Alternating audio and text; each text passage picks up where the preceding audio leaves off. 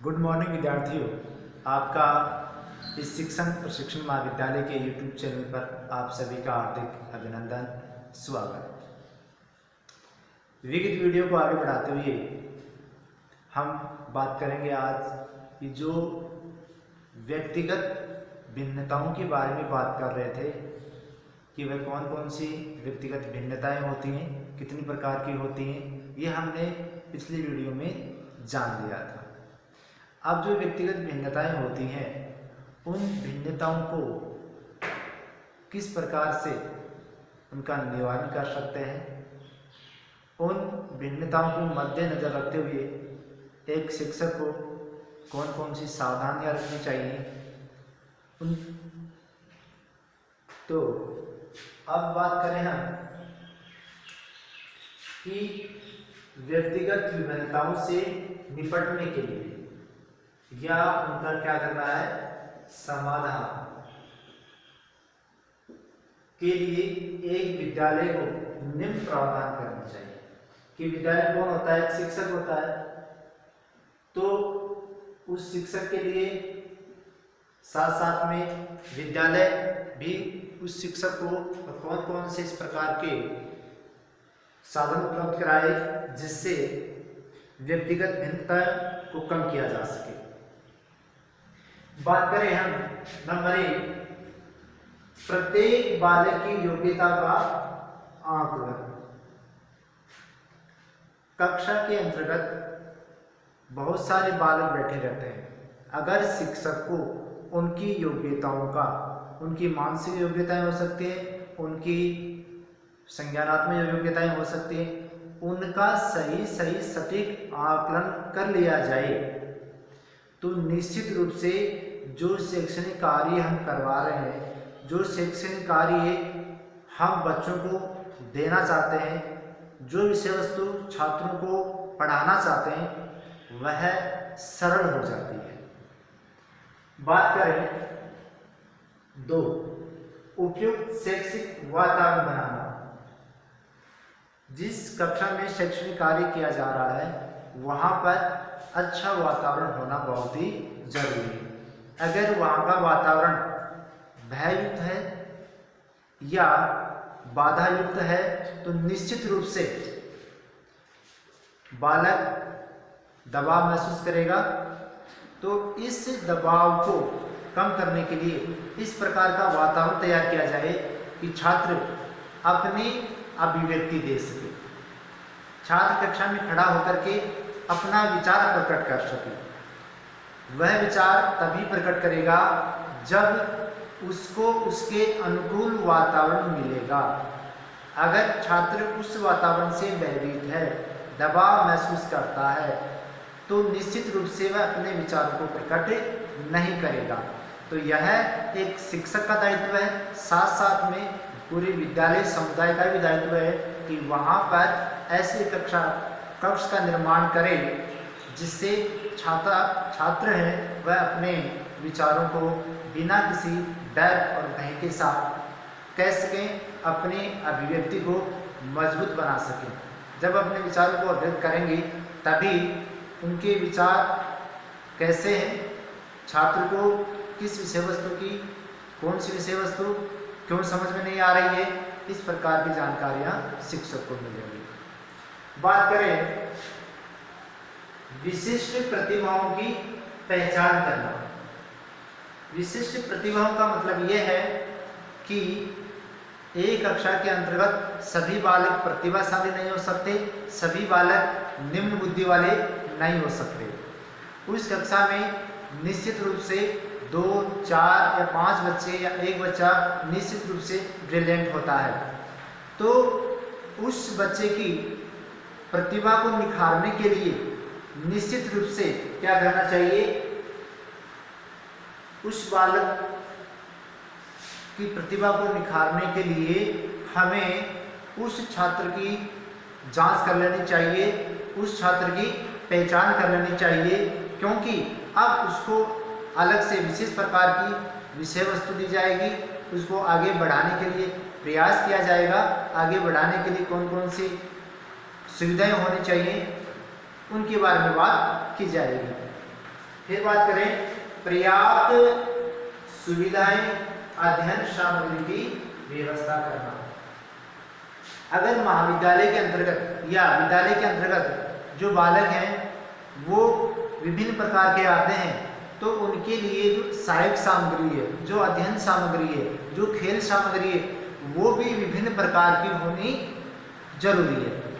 अगर उस विद्यालय में विकलांग बच्चे भी हैं, बहरे बच्चे भी हैं, अंधे बच्चे भी हैं, गूंगे बच्चे भी हैं, तो उनको उनकी योग्यता के अनुसार विषय वस्तु उनके पास होनी चाहिए, उनके अनुसार सहायक सामग्री होनी चाहिए। एक शिक्षक है, पढ़ा सकता है, लेकिन अगर उसके पास उचित सहायक सामग्री हो, छात्र की योग्यता के अनुसार सहायक सामग्री हो, तो निश्चित रूप से वातावरण भी शैक्षिक वातावरण बनेगा, छात्रों के अनुकूल वातावरण बनेगा, जो विषय वस्तु पढ़ा रहा है वो भी प्रभावी रहेगी। इसलिए उस विद्यालय के अंतर्गत छात्र की विभिन्नताओं को ध्यान में रखते हुए शैक्षणिक सामग्री होनी जरूरी है। बात करें योग्य एवं सक्षम अध्यापकों की नियुक्ति।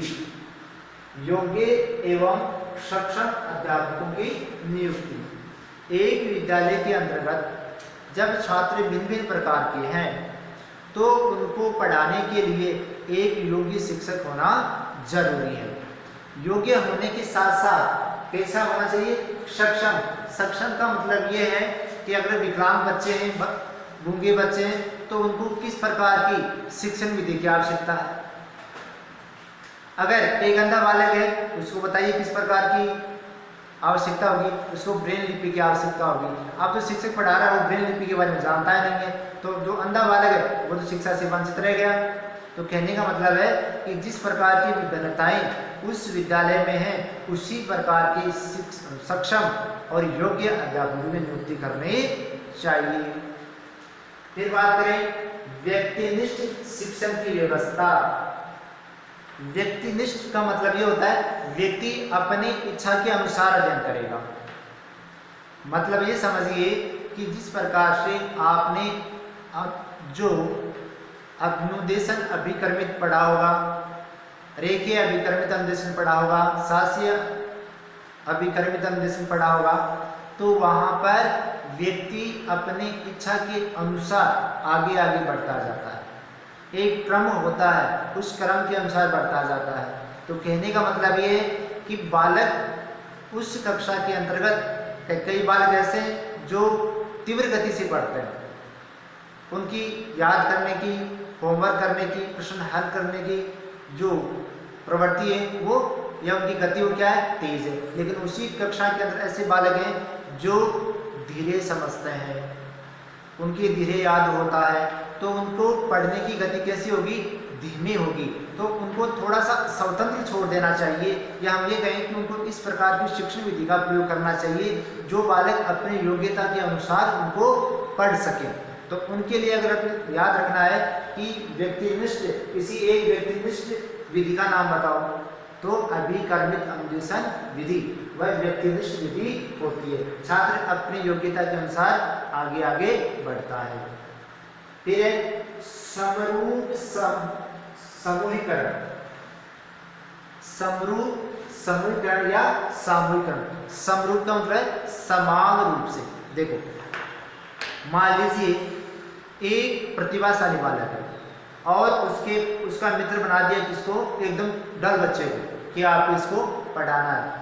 उन दोनों के मध्य किसी भी प्रकार का कोई तालमेल नहीं बैठेगा। वह कमजोर छात्र अपनी झिझक की वजह से, डर की वजह से, कमजोरी की वजह से या तो कोई प्रश्न नहीं पूछ पाएगा।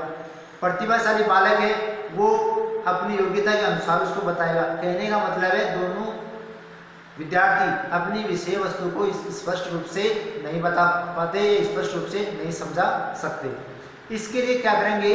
इसके लिए हम ये करेंगे कि जिस प्रकार के बालक की योग्यता है उनकी योग्यता के अनुसार उनका समूह बना दिया जाएगा। प्रतिभाशाली बालक है तो उसके नज़दीक प्रतिभाशाली बालक को रखा जाएगा, थोड़ा 19-20 हो सकता है। इसी प्रकार से कमजोर बालक है तो थोड़े होशियार बालक है, उनका समूह बना दिया जाता है, क्योंकि बालक अपने समूह की में बैठेगा तो निश्चित रूप से अपने विचार को खुलकर कहेगा। हम ये कह सकते हैं एक बालक जिस समूह में इंटरेस्ट रखता है, जिस समूह से रुचि रख सकता है, अगर उसके साथ उसको छोड़ दिया जाए तो वह अपने विचारों को, अपनी अभिव्यक्ति को बेबाक कहता है, बिना किसी रुकावट के सामने बोलना, हंसना, चलना, अपने आप को अच्छी तरह से अभिव्यक्त कर सकता है। कब? जब उसकी योग्यता वाले, उसकी रुचि वाले, जिसमें उसका इंटरेस्ट हो, उसी माहौल के अंतर्गत अपने विचार अभिव्यक्त करेगा। तो इस प्रकार के समूह बना देने चाहिए जहां पर वो अपनी विषय वस्तु समझ में नहीं आ रही तो अपने मित्र को तुरंत कह सकता है कि मुझे ये समझ में नहीं आया, तो तुरंत उसका जो मित्र उसको बताएगा। तो इस प्रकार से हम समूह बना करके भी उस विषय वस्तु को रोचक और प्रभावी बना सकते हैं। फिर बात करें प्रौढ़ शिक्षा की व्यवस्था। आप ये कहेंगे कि एक विद्यालय और एक शिक्षक को प्रौढ़ शिक्षा से क्या लेना देना? प्रौढ़ शिक्षा का मतलब यह है कि उनके माता पिताओं को पढ़ाना। अगर उनके माता पिताओं को शिक्षित किया जाएगा, शिक्षित का मतलब यह है कि जो प्रारंभिक शिक्षा है तो उन प्रारंभिक शिक्षा को उनके माता पिता को मिल जाए। कैसी शिक्षा? जैसे बालक गर्भ में है तो किस प्रकार का उसके स्वास्थ्य का ध्यान रखें, बालक छोटा है तो किन बातों का ध्यान रखें, इस प्रकार की सामान्य जानकारियां एक प्रौढ़ व्यक्ति को जरूर देनी चाहिए। अगर वो सामान्य रूप से शिक्षित है तो निश्चित रूप से ये बातों को क्या करेगा? एक्सेप्ट करेगा, अपने जीवन में उनको उतारने की कोशिश करेगा, जिससे आने वाले बच्चे का जो भविष्य वो निश्चित रूप से उज्जवल बनेगा, स्वस्थ बनेगा। इसलिए प्रौढ़ शिक्षा को भी महत्व देना चाहिए।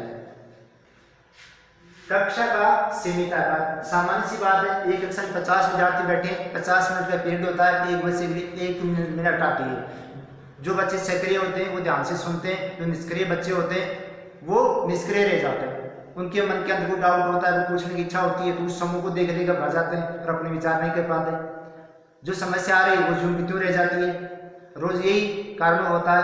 तो इसलिए अगर कक्षा छोटी होगी, 20 या 25 बच्चे होंगे, तो निश्चित रूप से अध्यापक की नजरों के अंदर हर बच्चा रहेगा, उनकी हर एक्टिविटीज, जो भी क्रिया प्रतिक्रिया करेगा, जो भी हलचल करेगा, निश्चित रूप से अध्यापक की नज़र में वो रहेगा और उनका समय समय पर अच्छी तरह से मूल्यांकन हो सकेगा। छात्र भी अपनी बात को बिना भय के कह सकते हैं। इसलिए कक्षा का आकार भी 25 या 30 बच्चे ही होने चाहिए। अंतिम है निर्देशन सेवाएं। निर्देशन सेवा का मतलब ये कि जो शिक्षक समुदाय है, जो विद्यालय समुदाय है, उसको समय समय पर अच्छे निर्देश मिलने चाहिए, या जो शिक्षा में परिवर्तन हुआ है उस परिवर्तन से अवगत कराने के लिए समय समय पर सेमिनार होने चाहिए, या जो उच्च लेवल के आदेश आते हैं कि इस प्रकार से बालकों को पढ़ाना चाहिए, या वर्तमान में इस प्रकार की साहित्य सामग्री भेजी जा रही है उसका भी प्रयोग करना चाहिए। जो वर्तमान के अंदर इंटरनेट का प्रयोग कर रहे हैं, ऑनलाइन प्रयोग कर रहे हैं, तो उनके बारे में किस प्रकार से पढ़ाएं, किस प्रकार से बच्चों से समझाएं, किस प्रकार से मोबाइल से नज़दीकियाँ बढ़ाएं, मोबाइल से क्या नुकसान है। तो इस प्रकार से जो निर्देश मिलेंगे उन निर्देशों की हम क्या करेंगे? पालना करेंगे, और जो सुझाव मिलेंगे उन सुझावों को हम अपने शैक्षणिक कार्य में या विद्यालय के अंतर्गत जो छात्र आते हैं उनको पढ़ाने के लिए वहाँ पर भी अपना विचार रखेंगे। तो कहने का मतलब है कि समय समय पर विद्यालय को और जो शैक्षिक स्टाफ है उसको भी निर्देश देने चाहिए। उनके जो कार्य क्षेत्र वो तो बढ़ेगा, साथ साथ में जो उनका जो व्यवसाय है उस व्यवसाय में भी क्या आएगा? निखार आएगा। तो इसलिए हम ये कह सकते हैं कि एक व्यक्तिगत विभिन्नताओं के समाधान के लिए एक विद्यालय क्या क्या कर सकता है, इनके बारे में हमने आज देखा। इसके अलावा आप पॉइंट बढ़ा सकते हैं। हम फिर से एक बार इनका रिवीजन करें कि प्रत्येक बालक की योग्यता का आकलन करना, उपयुक्त शैक्षिक वातावरण बनाना, विशिष्ट प्रतिभाओं की पहचान करना, पर्याप्त सुविधाएं एवं अध्ययन सामग्री की व्यवस्था करना, योग्य एवं सक्षम अध्यापकों की नियुक्ति करना, व्यक्तिनिष्ठ शिक्षण की व्यवस्था करना। अगर इसमें विधि की बात करें तो थोड़ा याद रखेंगे, अभिकर्मित अनुदेशन, अभिकर्मित अनुदेशन। इसके भी कई भाग हो जाते हैं, जैसे रेखी आ गया आपका है, इसके अलावा आपका आ गया साखी। तो ये व्यक्तिनिष्ठ विधि के उदाहरण है। समरूप समीकरण आ गया, प्रौढ़ शिक्षा की व्यवस्था आ गई, कक्षा का सीमित आकार आ गया और निर्देशन सेवाएं। इस प्रकार से हमने आज ये जाना कि व्यक्तिगत भिन्नताओं का समाधान एक विद्यालय किस प्रकार से कर सकता है।